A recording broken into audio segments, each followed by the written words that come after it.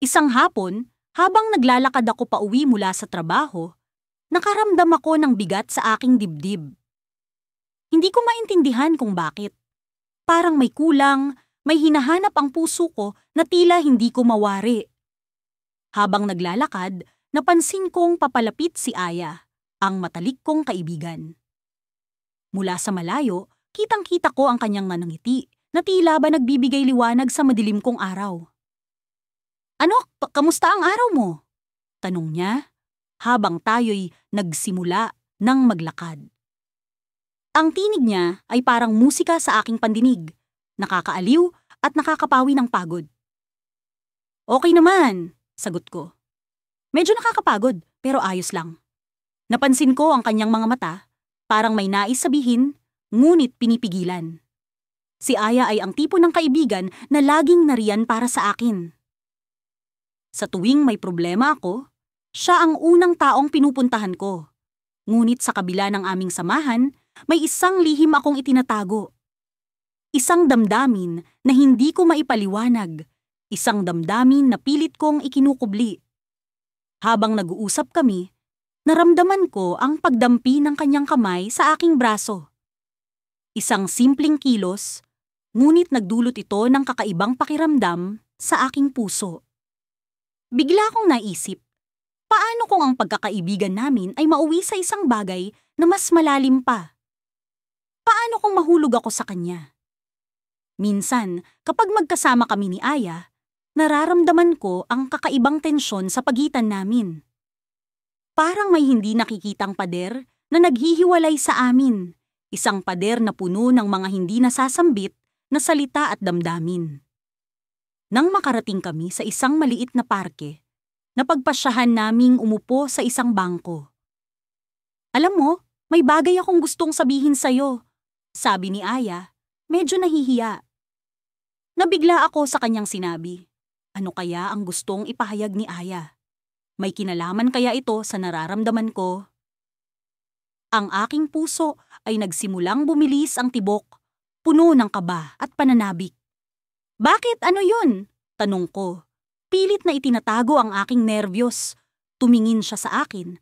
Ang kanyang mga mata ay puno ng hindi maipaliwanag na emosyon.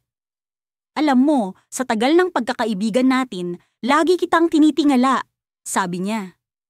Habang patuloy siyang nagsasalita, hindi ko maiwasang mapaisip. Ang mga salitang ito ba ay may mas malalim na kahulugan? O baka naman nagbabasa lamang ako ng maling senyales? Ang damdamin ko ay naguguluhan, hindi sigurado kung ano ang dapat kong maramdaman. Ngunit bago pa man siya makapagsalita ng mas marami pa, dumating ang isang tawag mula sa kanyang telepono. Nagmamadali siyang sumagot at umalis sa tabi ko. Habang pinagmamasdan ko siyang lumayo, naiwan akong nag-iisip. Ano kaya ang gustong sabihin ni Aya? At bakit tila hindi ko mapagtagumpayan ang pag-amin sa kanya ng aking tunay na nararamdaman? Sa pag-alis ni Aya, iniwan niya akong puno ng mga katanungan. Ang damdamin ko ay tila isang labirint na hindi ko malaman kung paano lalabasan. Ngunit ang isang bagay ay malinaw. Ang pagkakaibigan namin ni Aya ay hindi na lamang basta pagkakaibigan. Ang hapon na iyon ay nag-iwan ng isang marka sa aking puso. Ngayon, higit kailanman, sigurado akong kailangan kong malaman ang katotohanan. Ngunit paano kung ang katotohanan iyon ay magdulot ng pagbabago na hindi na namin maibabalik pa? Ang mga araw ay patuloy na lumilipas, walang tigil na umiikot sa pagitan ng mga tawanan at palitan ng kwento. Si Lila, sa kabila ng kanyang mga ngiti at masiglang presensya, ay tila isang misteryo na hindi ko lubos na maunawaan. Sa bawat pag-uusap namin, may mga sandali akong nararamdaman na para bang may ibinabaon siyang damdamin na hindi niya kayang isiwalat. Hinanap ko ang sagot sa mga mata niya, mga matang tila puno ng mga lihim at pag-aalala. Sa kabila ng aming pagiging malapit, napansin kong may mga araw na tila may lamat ang kanyang kasiyahan. Ngunit sa kabila ng lahat, patuloy kong pinili ang manatili sa kanyang tabi, umaasang balang araw ay magiging sapat ang aming pagkakaibigan upang magbukas siya. Alam mo, Lila, minsan pakiramdam ko ay may ibinabaon kang kwento. Sabi ko minsang nasa park kami, umiinom ng kape, habang pinagmamasdan ng mga batang naglalaro sa paligid namin. Tumingin siya sa akin at sa isang iglap, ang kanyang mga mata ay tila nagpakita ng bakas, ng pag-aalinlangan. May mga bagay talaga na mas madaling itago kaysa ipagsabi, hindi ba? Sagot niya, ngumingiti ngunit may bakas ng lungkot. Hinayaan ko siyang magpatuloy, ngunit ang mga salitang iyon ay bumalik sa akin, paulit-ulit, tulad ng isang awitin na hindi maalis sa aking isipan. Ano nga ba ang tinatago ni Lila? Sa kabila ng aking pagnanasa na maging mas malapit sa kanya, alam kong hindi ko siya dapat pilitin. Sa halip, nagpa siya akong ipakita na narito ako, handang makinig sa oras na siya ay handa nang magkwento. Sa gitna ng aming mga pagtakas sa lungsod, sa mga gabi ng pag-uusap sa ilalim ng kalangitan, unti-unti kong natutunan na ang pagmamahal ay hindi laging tungkol sa pag-angkin. Minsan, ang tunay na pagmamahal ay ang pag-unawa sa distansya at ang pagbibigay ng espasyo. Ang pagtanggap na ang bawat tao ay may sariling laban na dapat pagdaanan. Isang gabi, habang nasa rooftop kami ng kanyang apartment, naisip kong ilahad na ang puso ko ay nahuhulog na sa kanya. Subalit sa parehong pagkakataon, natakot akong baka masira ang kung anong meron kami. Kaya't pinili kong itago ang damdamin, umaasang balang araw ay magiging sapat ang panahon para sabihin ito. Habang nakahiga kami sa malamig na sahig, nakatingin sa mga bituin, tahimik akong umusal ng dasal. Sana, kung anuman ang bumabagabag sa kanya, ay malampasan niya. Sana, kung darating man ang panahon, magkaroon ako ng tapang na aminin ng lahat sa kanya. Ngunit sa kabila ng aking pagnanasa, may isang bahagi sa akin ang natakot. Takot sa kung ano ang maaaring mangyari kung malaman niya ang totoo. Paano kung hindi niya ako kayang mahalin sa parehong paraan? Paano kung masira ang aming pagkakaibigan sa sandaling iyon? Isang linggo ang lumipas at tila may kakaibang pagbabago kay Lila. Mas madalas siyang tahimik at sa kanyang mga mata ay may bakas ng pag-aalala na hindi ko maipaliwanag. Subalit sa kabila ng lahat, pinili kong manatili, umaasang balang araw ay magkakaroon siya ng lakas ng loob na magkwento. Hanggang sa isang araw, habang naglalakad kami pauwi mula sa isang coffee shop, bigla siyang huminto sa gitna ng daan at humarap sa akin. Ang kanyang mga mata ay puno ng emosyon. Tila may gustong sabihin. Tayo ay laging nagpapanggap, hindi ba? Tanong niya, na ikinagulat ko. Anong ibig mong sabihin? Tanong ko. Pilit na inuunawa ang kanyang sinasabi. Minsan, ang pagiging kaibigan ay isang maskara na ating isinusukat upang maitago ang mga damdaming hindi natin kayang ipahayag. Sagot niya, ang kanyang boses ay puno ng damdamin. Nagulat ako sa kanyang sinabi. Sa sandaling iyon, ang lahat ng aking kinatatakutan ay tila nagkatotoo. Alam ko na kung ano ang kanyang tinutukoy. Ngunit bago pa man ako makasagot, biglang tumunog ang kanyang telepono. Sinagot niya ito, at sa kanyang boses ay naroon ang pag-aalala. Oo, pupunta na ako. Pasensya na, may kailangan lang akong asikasuhin, sabi niya. Pagkatapos ay nagmadali siyang umalis, iniwan akong nag-iisa sa gitna ng daan, naguguluhan at puno ng katanungan. Ano nga ba ang ibig niyang sabihin sa kanyang mga sinabi? Nagpapanggap nga ba siya bilang kaibigan lamang? At sino ang tumawag sa kanya na tila mahalaga at nag-aalala siya? Sa sandaling iyon, naramdaman kong ang aming kwento ay nasa bingit ng pagbabago. Isang pagbabago na maaaring sirain o pagigtingin ng aming samahan. Habang naglalakad ako pauwi, ang puso ko ay tila nababahag. Sa kabila ng lahat ng nangyari, alam kong hindi ko siya kayang iwan. Ngunit sa parehong pagkakataon, ako'y naguguluhan at puno ng takot sa kung ano ang susunod na mangyayari. Sa mga araw na lumipas, mas lalong naging mahirap para sa akin ang kumilos na parang walang espesyal na nararamdaman para kay Mia. Ang bawat ngiti niya ay tila isang busilak na liwanag na nagpapainit sa malamig kong mundo. Ang bawat tawanan namin ay nagiging musika sa aking pandinig, at ang bawat oras na magkasama kami ay nagiging mga alaala na ayaw kong kalimutan. Ngunit alam ko, sa likod ng lahat ng ito, isa lang akong kaibigan sa kanyang mga mata. Si Mia ay palaging nandyan para sa akin, isang matatag na haligi ng suporta sa mga panahon ng aking panghihina.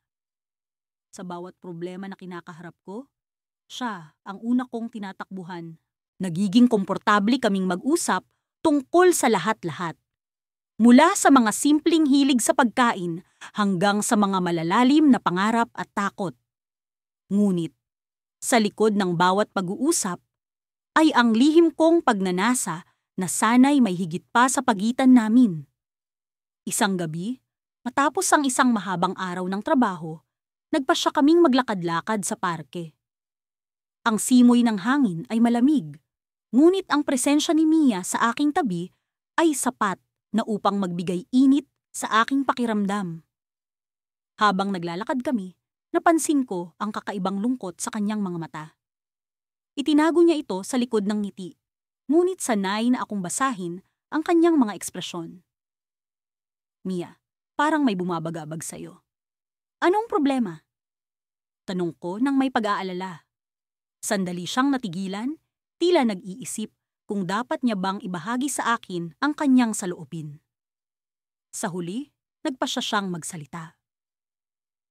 Ethan, may isang bagay akong gustong sabihin sa'yo. Pero natatakot ako na baka magbago ang lahat.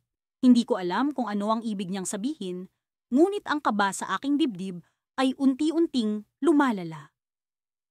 Ano yon, Mia? Alam mo namang nandito lang ako para sa'yo. Ano man ang mangyari. Huminga siya ng malalim bago nagpatuloy. Ethan, matagal ko nang nararamdaman ito. Sa kabila ng pagiging magkaibigan natin, hindi ko maiwasang mahulog sa'yo. Biglang tumigil ang mundo ko. Ang mga salitang iyon ay ang mismong hinahangad kong marinig, ngunit hindi ko inaasahan na maririnig ko ito sa totoong buhay. Parang isang panaginip na nagkatotoo. Ngunit, sa likod ng saya, may isang bahagi ng aking isip na nagtataka kung ito ba ay isang biro lamang o isang maling pag-unawa. Mia? Ang tanging nasabi ko sa sobrang pagkagulat. Hindi ko alam kung paano ko sasagutin ang kanyang pag-amin. Ang puso ko ay nagkukumahog sa tuwa, ngunit ang utak ko ay puno ng pag-aalinlangan. Alam ko, Ethan, na hindi mo ito inaasahan. Baka nga hindi mo rin ito gusto. Pero ito ang nararamdaman ko. At kung hindi mo kayang suklian, ayos lang. Gusto ko lang maging totoo sa'yo. Sa puntong iyon, sa halip na umunlad ang aming pagkakaibigan, naramdaman ko ang takot na baka masira ito. Hindi ko alam kung paano sasabihin kay Mia na matagal ko na ring nararamdaman ang parehong bagay. Natatakot ako sa posibilidad na baka hindi ito magtagal o baka magkamali ako sa aking mga desisyon.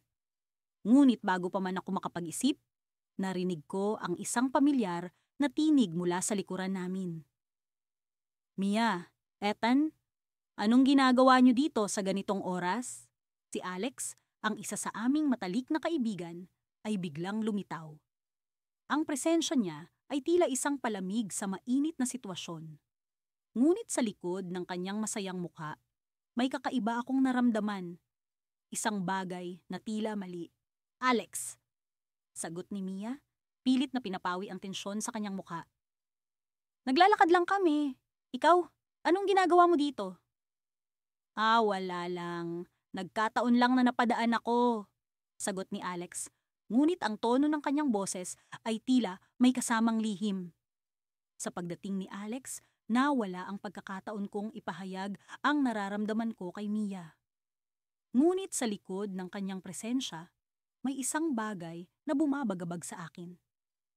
Isang bagay na tila hindi ko pa lubos na nauunawaan. Habang nag-uusap kaming tatlo, napansin ko ang mga tingin ni Alex kay Mia, isang tingin na puno ng pagnanasa at lihim na damdamin. Sa mga sandaling iyon, nabuo ang isang katanungan sa aking isip. Paano kung hindi lang ako ang nagtatago ng damdamin para kay Mia? Ngunit bago ko pa man maiproseso ang lahat, si Alex ay biglang nagtanong.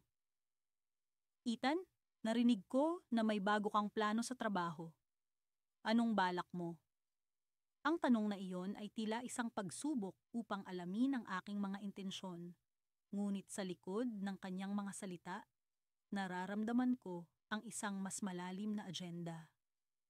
Sa gabing iyon, hindi ko lang natuklasan ang damdamin ni Mia para sa akin, kundi pati na rin ang posibleng nararamdaman ni Alex para sa kanya. Ano nga ba ang susunod na mangyayari? Sa kabila ng kasiyahan at takot na dulot ng pag-amin ni Mia, isang bagong tanong ang bumabalot sa akin. Paano kung mas higit pa ang nadarama ni Alex kay Mia? At paano kung siya ang tunay na kalaban sa aking kwento? Sa ilalim ng malamlam na ilaw ng buwan, naglalakad kami ni Clara sa kahabaan ng baybayin. Ang mga alon ay bumabagsak sa buhangin, tila sinasabayan ang kabog ng puso ko. Hindi ko alam kung paano nagsimula ang lahat. Ang pagpapanggap na ito bilang magkaibigan. Ngunit sa bawat sandaling kasama ko siya, ang damdamin ko'y lumalalim. Tila mga ugat na kumakapit sa lupa. Ang ganda ng gabi, hindi ba? Tanong ni Clara habang nakatingin sa kalangitan. Ang mga bituin ay kumikislap. Tila mga mata na nagmamasid sa amin. Oo, sagot ko. Pilit na itinatago ang panginginig sa boses ko. Ang ganda ng gabi, lalo na kapag kasama kita. Ngumiti siya, isang ngiti na palaging nagiging dahilan ng pag-ikot ng mundo ko. Salamat, kaibigan, sagot niya. Kaibigan! Isang salita na tila espada, bumabaon sa puso ko sa tuwing naririnig ko ito mula sa kanya.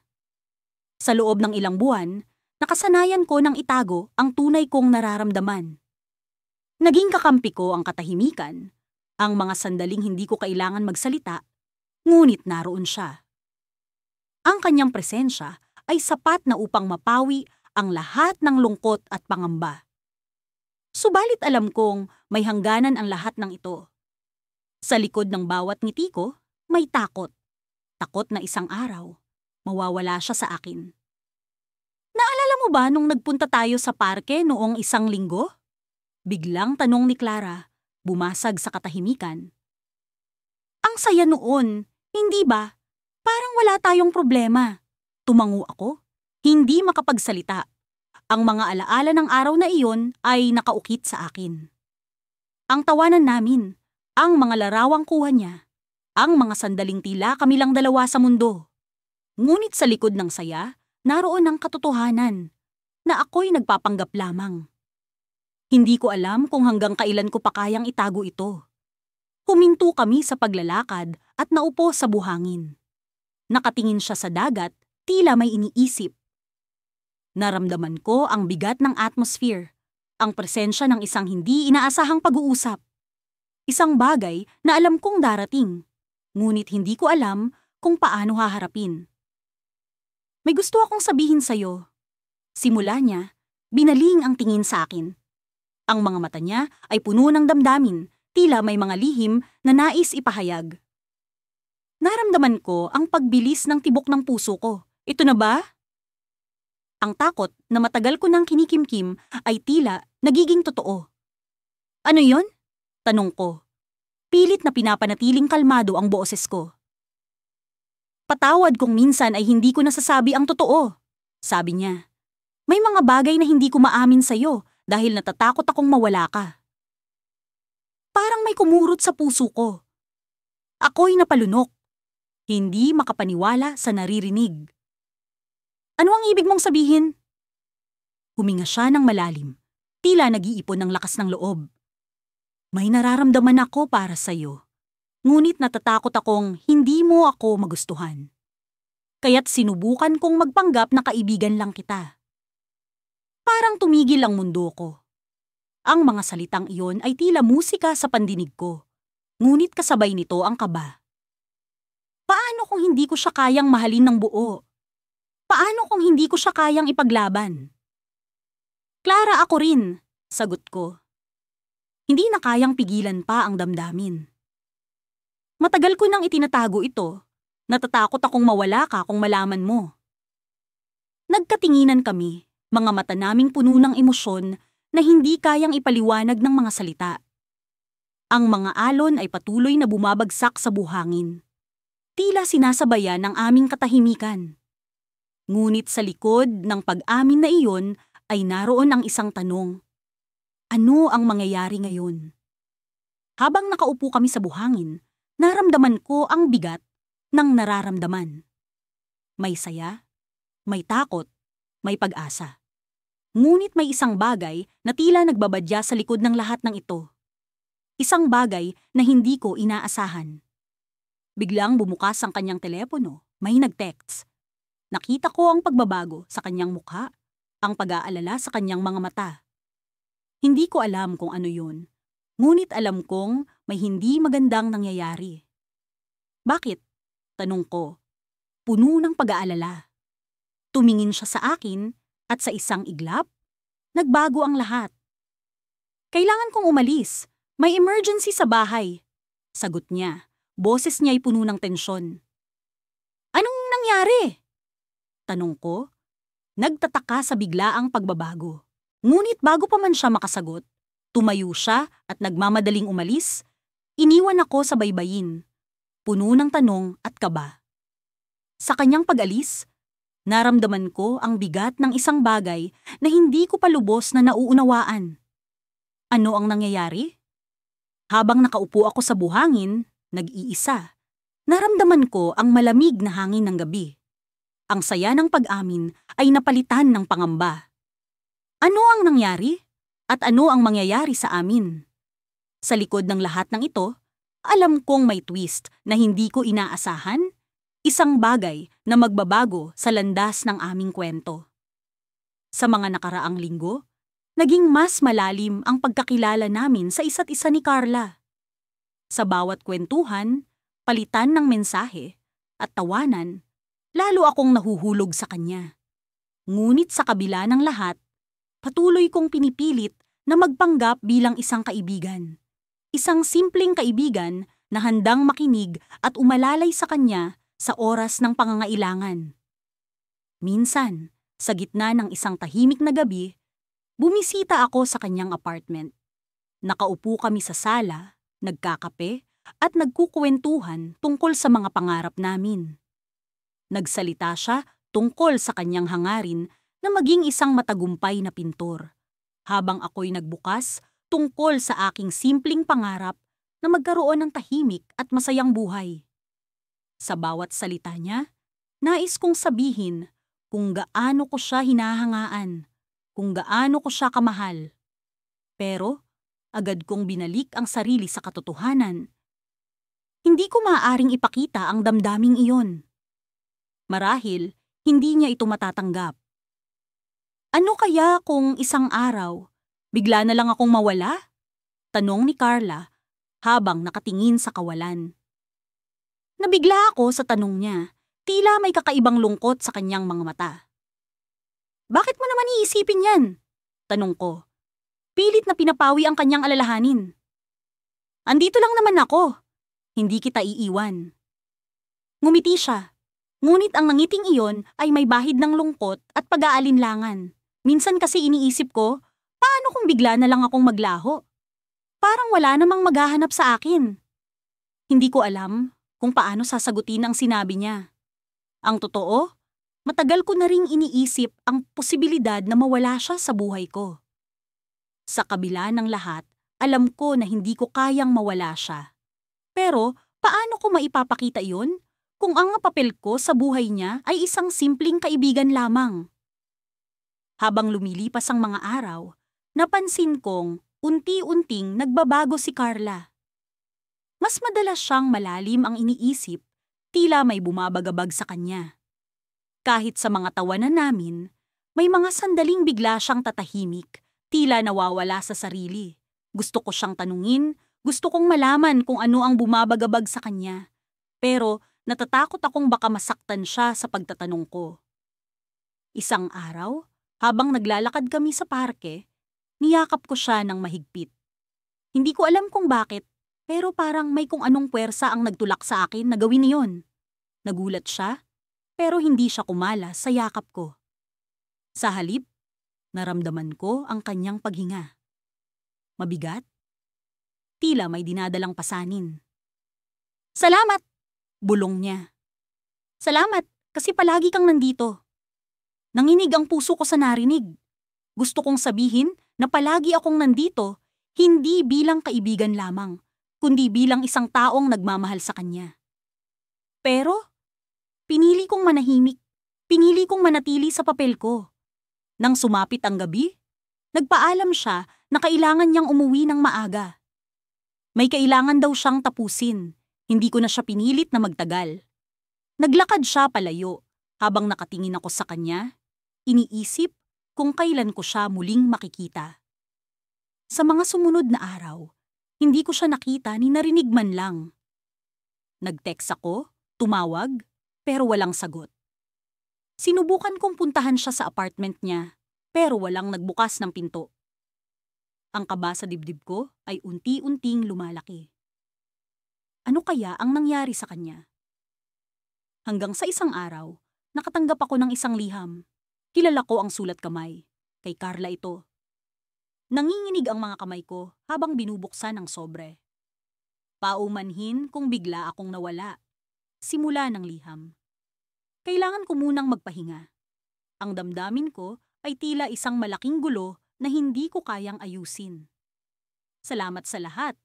Salamat sa pagiging kaibigan. Huwag mo sana akong hanapin. Nalaglag ang puso ko. Ano ang ibig sabihin nito? Bakit niya ako iniiwan?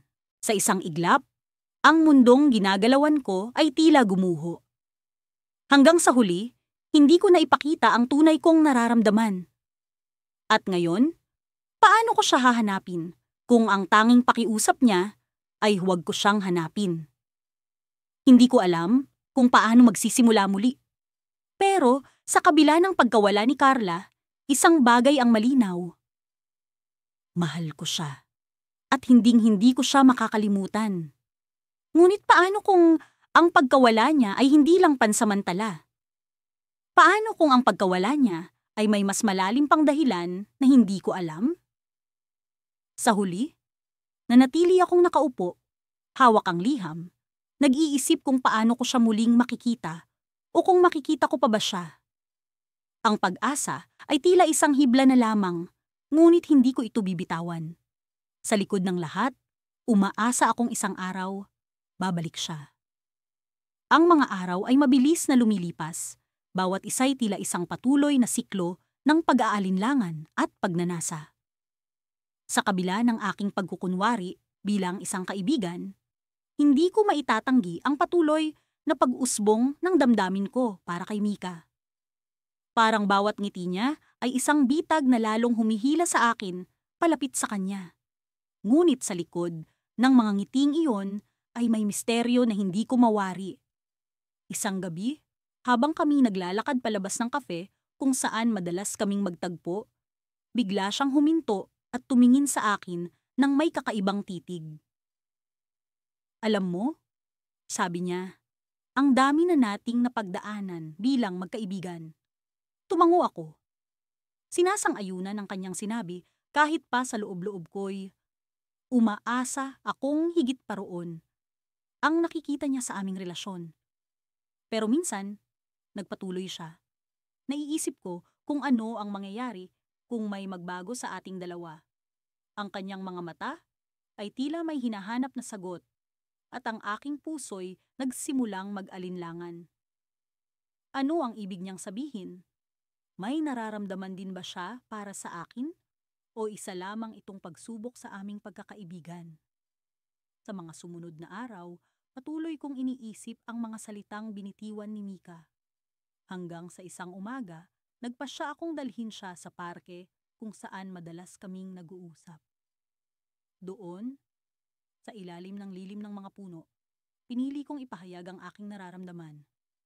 Mika, simula ko. Matagal na kitang kaibigan, pero hindi ko na kayang itago pa ito. Nahulog na ako sa'yo. Hindi ko alam kung ano ang magiging reaksyon niya. Naghahalo ang takot at pag-asa sa loob ko. Ngunit sa halip na sumagot, ngumiti siya ng malungkot at tumingin sa malayo. Alam mo, wika niya, may mga bagay na dapat mong malaman tungkol sa akin. Ang mga salitang iyon ay parang isang kurot sa aking puso. Ano ang ibig niyang sabihin?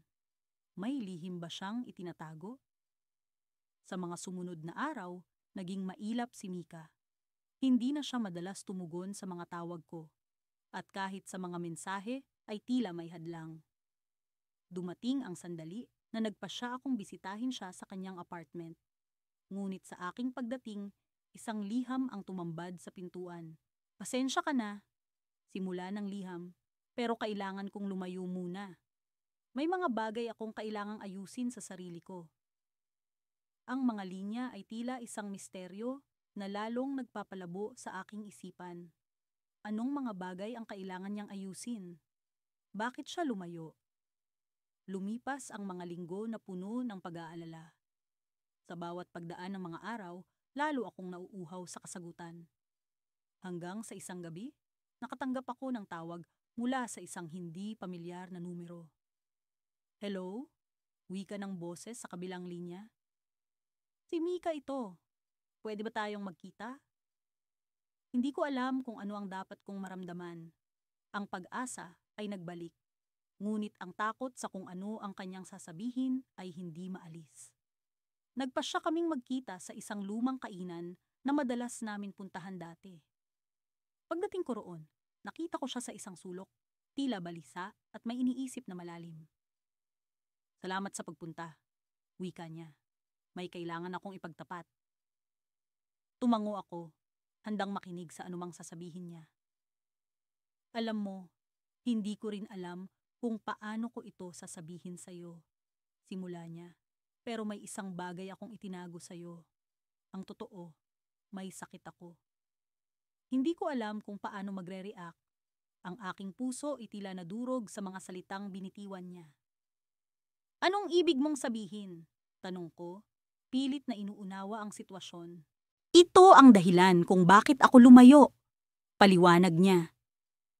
Hindi ko alam kung paano mo ito tatanggapin, kaya't pinili kong umalis muna. Sa puntong iyon, naintindihan ko na ang lahat.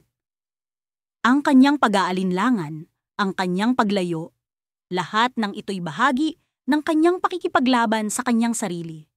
Ngunit sa kabila ng lahat, ang nararamdaman ko para sa kanya ay hindi nagbago. Mika, wika ko, hindi kita iiwan. Ano man ang mangyari, nandito ako para sa'yo. Ngunit bago pa man siya makasagot, biglang bumukas ang pinto ng kainan at may pumasok na isang tao. Ang kanyang mukha ay puno ng pag-aalala at tila siya'y may hinahanap. Mika! Tawag ng bagong dating. Kailangan mo nang bumalik sa ospital. Ang twist sa sandaling iyon ay nag-iwan sa akin ng higit pang tanong kaysa sagot. Ano ang tunay na kalagayan ni Mika? Bakit kailangang bumalik siya sa ospital? Ang gabing iyon ay hindi inaasahan. At habang papalayo si Mika kasama ang estranghero, naiwan akong puno ng pag-aalala at pag-asa na balang araw ay malalaman ko ang buong katotohanan sa likod ng kanyang mga lihim. Nagsimula ang araw na ito na parang isang normal na araw lamang. Ako si Alex, matiba at sa bawat hakbang ko papunta sa unibersidad, dala ko ang isang lihim na bumibigat sa aking dibdib. Sa kabila ng mga ngiting pilit kong ipinapakita, hindi ko maikakaila sa aking sarili na si Mia ay higit pa sa isang kaibigan sa akin.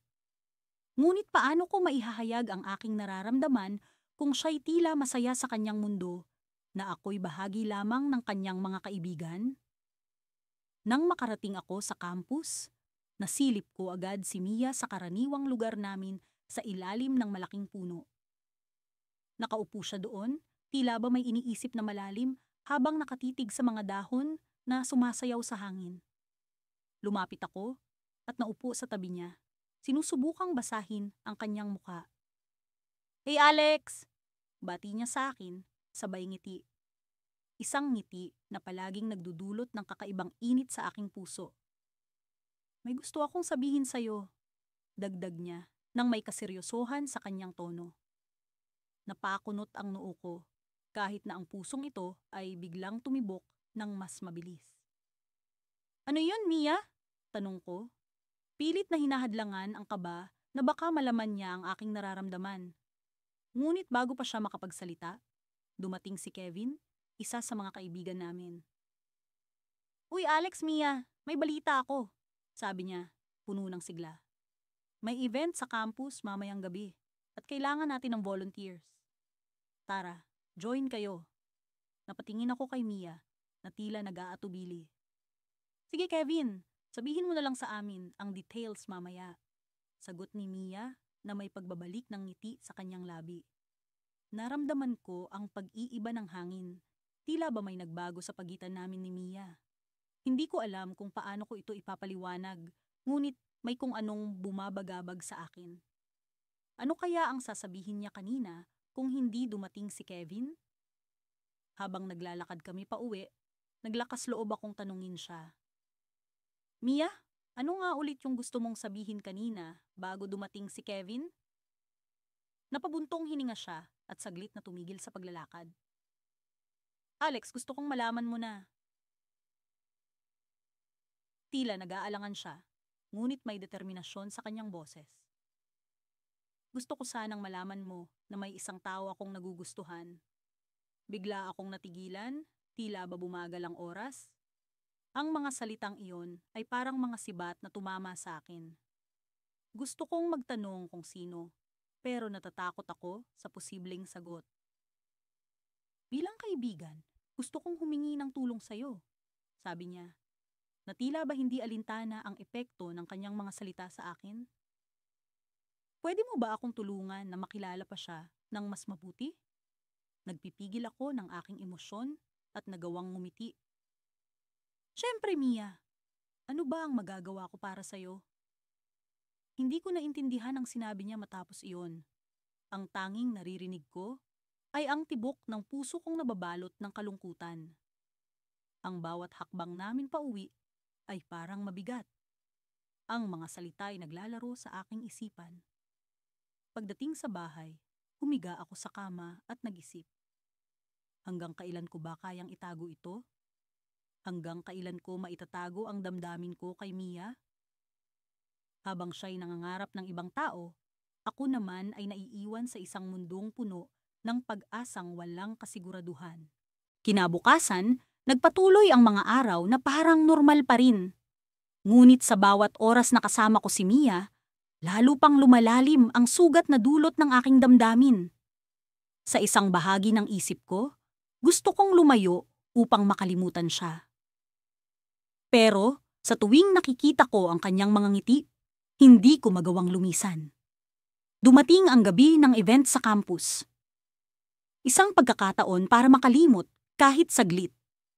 Ngunit sa kalagitnaan ng kasiyahan, biglang nagkaroon ng power outage. Nagdilim ang paligid at ang lahat ay napuno ng ingay at kabahan. "Alex, nasaan ka?" Narinig kong tawag ni Mia sa gitna ng kaguluhan.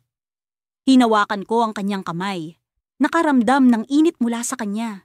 "Andito lang ako, Mia." Sa gitna ng kadiliman, isang munting liwanag ang nagbigay ng pag-asa. Ang kanyang kamay na hawak ko itila nagbibigay ng panibagong lakas.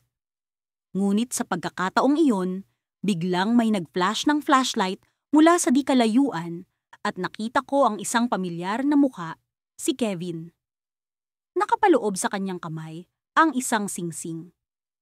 Sa likod niya, may mga kaibigan kaming may dalang tarp na may nakasulat na Will you be my girlfriend, Mia? Nang bumalik ang ilaw, ang lahat ay nagbunyi. Ngunit ako, nanatiling nakatayo, hawak pa rin ang kamay ni Mia. Ang aking puso'y tila ba naglaho sa pag-asa ng kanyang sagot. Sa isang iglap, nagbago ang lahat. Ngayon, kailangan kong harapin ang katotohanan. Mia, bulong ko sa kanya. Ang mga mata niya ay naglalaman ng pagkalito. Ano ang sagot mo? Tumigil ang mundo sa kanyang magiging sagot. Ngunit sa kabila ng lahat, alam kong ang sagot niya ang magtatakda ng bagong kabanata sa aming buhay. Ang kabanatang hindi ko alam kung kasama pa ako o hindi. Sa bawat araw na lumilipas, parang unti-unting bumibigat ang aking dibdib. Ang pagkakaibigan namin ni Lila ay tila isang larong hindi ko na kayang lusutan. Sa kabila ng mga ngiti at tawanan namin, mayroong isang bahagi ng puso ko na patuloy na umaasa sa isang bagay na hindi ko kailanman maaring ipakita. Jiro, tara! May bagong coffee shop sa kanto. Gusto mo bang subukan? Tanong ni Lila habang nakangiti. Ang mga mata niyang tila naglalagablab sa saya. Paano ko ba naman siya matatanggihan? Ang bawat imbitasyon niya ay parang tawag sa isang mundong nais kong manatili. Habang naglalakad kami patungo sa coffee shop, nag-uusap kami tungkol sa mga pangarap at mga plano sa hinaharap. Ngunit sa likod ng bawat salita, may mga tanong na bumabalisa sa akin. Hanggang kailan ko ba kayang itago ang nararamdaman ko para sa kanya? Hanggang saan ang pagkakaibigan namin bago tuluyang magbago ang lahat? Sa loob ng coffee shop, umupo kami sa isang sulok na mesa. Ang amoy ng sariwang kape ay nakakapagbigay ng ginhawa. Ngunit ang mga mata ni Lila ang tunay na kumakalma sa aking kalooban. Habang siya'y abala sa pagtingin sa menu, sinubukan kong basahin ang damdamin sa likod ng kanyang ngiti. Walang pag-aalinlangan. Siya ang aking pinakapaboritong tao sa mundo. Ngunit paano kung hindi lang pagkakaibigan ang gusto niya? Alam mo, Jiro, biglang sabi ni Lila, parang ang saya ng buhay kapag kasama kita. Parang walang problema na hindi natin kayang lampasan. Ang tono ng boses niya ay puno ng pagkasincere, ngunit ito ay nagdulot ng kalituhan sa akin. Ang mga salitang iyon ay parang mga patak ng ulan sa tuyo kong puso. Ano ba talaga ang ibig niyang sabihin? Baliw ka talaga, tugon ko sa kanya. Pilit na tinatago ang kilig sa loob ng aking dibdib. Ngunit kahit anong pilit kong itago, alam kong isang araw ay hindi ko na maitatago pa.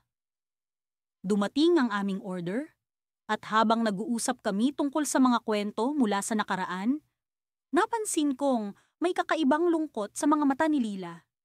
Hindi ko maiwasang itanong, may problema ba, Lila? Parang ang lalim ng iniisip mo. Sandaling tumahimik siya, bago nagpasya na magsalita. Alam mo, Jiro, minsan iniisip ko kung ano ang mangyayari kung magbago ang lahat. Kung hindi na ganoon kasimple ang lahat. Kung hindi na lang basta pagkakaibigan, napatigil ako. Ang puso ko ay parang tumigil sa pagtibok. Ano ang ibig sabihin nito? Ito na ba ang hinihintay kong pagkakataon? Ngunit bago pa man ako makapagsalita, nagpatuloy siya. Pero sa tingin ko, mas okay na ganito. Ayokong magbago ang lahat. Ayokong mawala ka, Jiro. Ang mga salitang iyon ay parang mga punyal na tumama sa akin. Paano ko ba sasabihin sa kanya na hindi ko kayang manatili sa ganitong sitwasyon? Na hindi sapat ang pagiging magkaibigan lang? Ngunit bago pa man ako makapagsalita, biglang nagring ang kanyang telepono. Tumayo siya at naglakad patungo sa labas para sagutin ang tawag. Naiwan akong nag-iisa sa mesa, iniisip ang dapat kong gawin. Habang nakatingin ako sa bintana, nakita ko si Lila na tila masaya sa kausap niya sa telepono. Isang kiliti ng kaba ang umakyat sa akin. Sino ba ang kausap niya? Bakit siya masaya? At sa sandaling iyon, naisip ko na baka may ibang tao na nagbibigay saya sa kanya bukod sa akin. Nang bumalik si Lila, tila nag-iba ang kanyang mood. Pasensya na, Jiro. Kailangan ko nang umalis. May biglang lakad pala kami ng mga kaibigan ko. Next time, ha? Walang nagawa ang puso ko, kundi ang pumayag. Sige, ingat ka. Tugon ko, pilit nang umingiti. Habang naglalakad si Lila palayo, naramdaman ko ang malamig na hangin na bumalot sa akin. Ang mga tanong sa isipan ko ay patuloy na bumubulong. Ano ang mangyayari sa amin? Ano ang ibig sabihin ng mga sinabi niya kanina? Sa kanyang pag-alis, isang bagay ang malinaw. Ang lahat ng ito ay hindi na magiging kasing simple ng dati. Ang nararamdaman ko para kay Lila ay tila isang lihim na nagbabanta sa pagkakaibigan namin, isang lihim na maaaring magbago ng lahat. At sa dulo ng araw, habang nag-iisa ako, napagtanto ko na hindi ko maaring ipagpatuloy ang pagpapanggap. Kailangan ko nang harapin ang tunay kong nararamdaman, kahit pa ito'y magdulot ng sakit. Sa susunod na pagkikita namin, kailangan kong malaman ang sagot. Handa ba akong ipaglaban ang nararamdaman ko, kahit pa ito'y magdulot ng paglayo? Nakatayo ako sa harap ng salamin. Sinusubukang ipakita ang isang ngiti na hindi naman talaga totoo. Parang ang hirap ipakita ang saya kung sa loob ko ay parang may naglalaban-labang emosyon. Si Mia, ang matagal ko ng kaibigan, ay nagiging sentro ng mga iniisip ko. Sa bawat oras na magkasama kami, nararamdaman ko ang kakaibang kaba, ang hindi maipaliwanag na saya.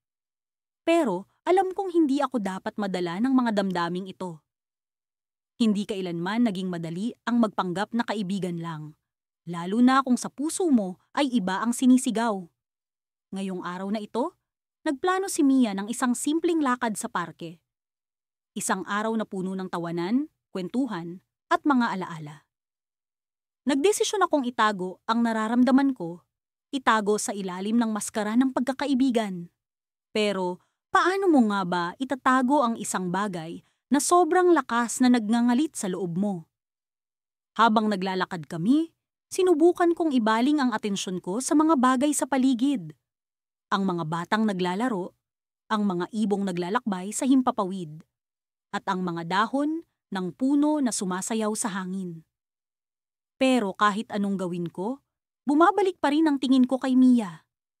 Ang kanyang mga mata na tila ba may sariling kwento, mga ngiting walang kapantay, at ang tila musika sa tenga ko tuwing siya'y tumatawa. Magtatagal ka ba sa opisina bukas? Tanong niya, pilit binabasag ang katahimikan.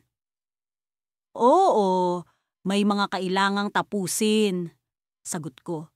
Sinusubukang gawing normal ang tono ng boses ko. Alam kong nararamdaman din niya ang pag-iwas ko. Pero mas mabuti na ito kaysa ipakita ang tunay kong nararamdaman. Sa gitna ng aming pag-uusap, biglang huminto si Mia at tumingin sa akin. Ang kanyang mga mata ay tila ba may nais sabihin. Alam mo, matagal ko nang gustong itanong ito, sabi niya, may halong kaba sa boses.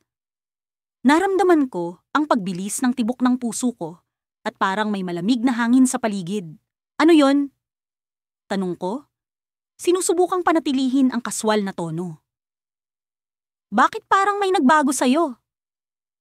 Para bang may tinatago ka sa akin? Diretsahan niyang sabi. Hindi ko alam kung paano siya sasagutin. Parang ang hirap ipaliwanag ang nararamdaman ko. Wala, masyado ka lang sigurong nag-aalala. Sagot ko. Pilit nang umingiti. Ngunit sa loob-loob ko, alam kong may mga bagay na hindi ko kayang itago. Mga damdaming unti-unting lumalabas sa aking mga aksyon. Nagpatuloy kami sa paglalakad, ngunit alam kong hindi pa tapos ang usapan. Habang papalapit kami sa isang bench, biglang may isang pusa na tumakbo sa harapan namin. Tumigil si Mia at biglang napangiti. Ang cute niya, di ba? Tanong niya. Sabay lapit sa pusa. Ngunit sa kanyang pagtitig sa pusa, ako'y nagkaroon ng pagkakataon na pagmasdan siya. Paano nga ba ako nahulog sa kanya? Siguro sa kanyang pagiging totoo, sa kanyang kakaibang pag-unawa sa akin, at sa kanyang simpleng paraan ng pagpapakita ng pagmamahal. Biglang lumapit siya sa akin at sa hindi inaasahang pagkakataon, hinawakan niya ang aking kamay. Alam mo, minsan natatakot akong mawala ang ganitong klaseng pagkakaibigan natin, sabi niya habang nakatingin sa akin. Ang mga salitang iyon ay parang espada na tumusok sa puso ko. Biglang bumalik ang lahat ng alaala, ang mga oras na akala ko'y normal lang. Mga oras na hindi ko namalayang unti-unti akong nahuhulog sa kanya. Hindi kita iiwan, Mia. Kahit anong mangyari, sagot ko. Sinisikap kong ipakita sa kanya ang katapatan sa mga mata ko. Ngunit bago pa man niya masagot ang sinabi ko, biglang dumating si Alex, ang kaibigan naming pareho. "Uy, kamusta?" sabi niya, sabay lapit sa amin. Napatingin si Mia kay Alex at biglang bumalik sa dati ang lahat. Pero, sa kabila ng kasayahan, naramdaman ko ang isang malamig na hangin sa aking likuran. Parang may kakaibang enerhiya sa paligid, isang bagay na tila ba may pagbabago. Habang nag-uusap sila ni Alex, hindi ko maiwasang isipin kung ano ang meron sa pagitan nila. Hindi ko pa rin maiwasang magtanong sa sarili ko. Ano nga ba ang nararamdaman ni Mia para sa kanya? At paano kung si Alex pala ang tunay na dahilan ng mga ngiti ni Mia? Nagpatuloy ang aming kwentuhan hanggang sa unti-unti nang dumilim ang langit. Ngunit ang tanong sa isip ko ay hindi pa rin nawawala. Ano nga ba ang plano ni Mia? At paano kung ang mga nararamdaman ko ay hindi na niya kailanman malalaman? Sa dulo ng araw, habang naglalakad kami pauwi, hindi ko maiwasang mapatingin kay Mia. Sa kabila ng saya, may mga tanong na hindi ko pa rin masagot. Pero isang bagay ang sigurado. Hindi ko siya kayang pakawalan.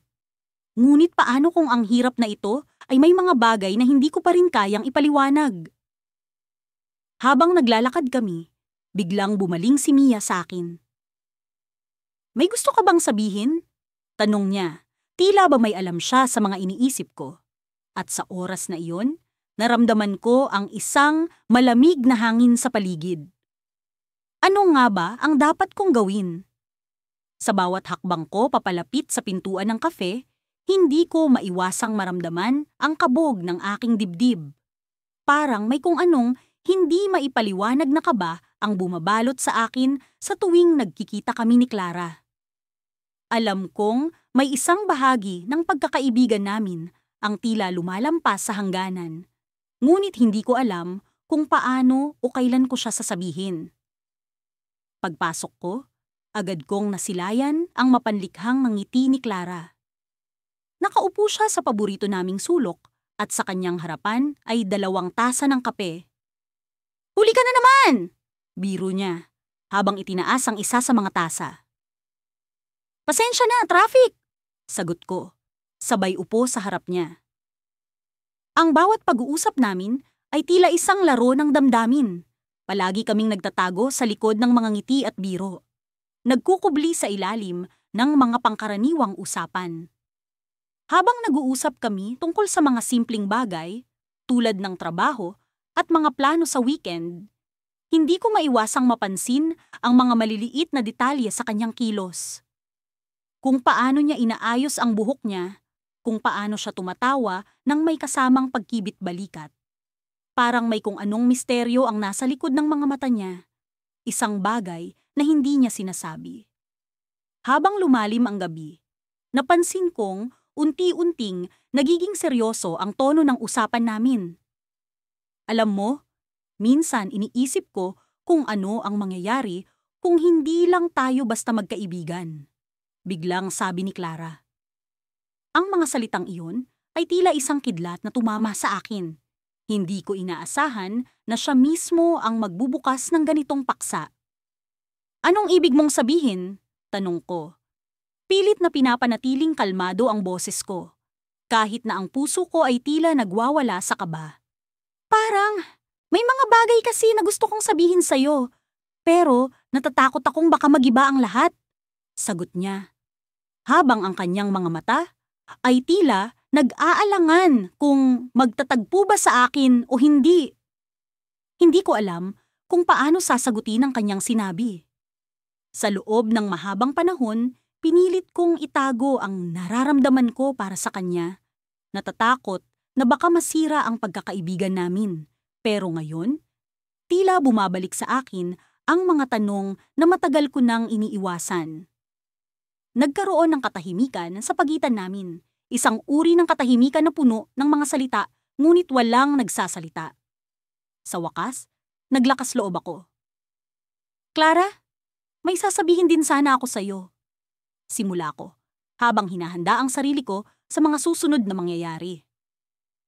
Matagal ko nang iniisip ito, pero natatakot din ako na baka mag-iba ang lahat. Naramdaman ko ang pag-aalala sa kanyang mukha.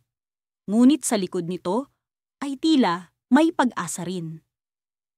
Kahit ano pa man ang sabihin mo, hindi magbabago ang pagkakaibigan natin, sabi niya. Tila pinapawi ang takot ko. Clara, hindi ko alam kung paano ko ito sasabihin nang hindi magulo, pero nahulog na ako sa'yo, sabi ko. Habang pilit na pinapanatili ang pagtitig sa kanya, naghihintay sa kanyang magiging reaksyon. Ngunit sa halip na magulat o magalit, isang ngiti ang bumungad sa kanyang mukha. Alam mo, matagal ko na ring nararamdaman yan, sagot niya, habang ang kanyang mga mata ay naglalakbay sa paligid ng kafe. Tila nag-iisip ng mga susunod na hakbang. Sa puntong iyon, tila bumagsak ang mundo sa paligid namin. Ang lahat ng mga alalahanin, takot at pag-aalinlangan ay nawala. At ang natira lamang ay ang aming mga damdamin. Ngunit bago pa man kami makapagpatuloy, biglang tumunog ang kanyang telepono. Agad niyang sinagot ito at sa pagbabago ng ekspresyon sa kanyang mukha, alam kong may isang bagay na hindi tama. Kailangan kong umalis, sabi niya, halatang nagmamadali. Bakit? Anong nangyari? Tanong ko. Nag-aalala. May emergency sa bahay.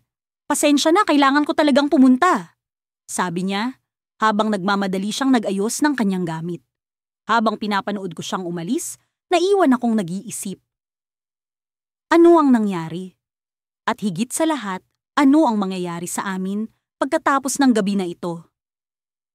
Habang nakaupo ako roon, nag-aalala para kay Clara, isang katanungan ang lalong bumabagabag sa akin. Ano ang kanyang tinatago at paano ito makakaapekto sa amin? Sa kabila ng pag-amin ng aming nararamdaman, tila may mas malalim na lihim ang bumabalot sa kanya. Isang bagay na kailangan ko pang tuklasin. Sa puntong iyon, alam kong hindi pa tapos ang aming kwento.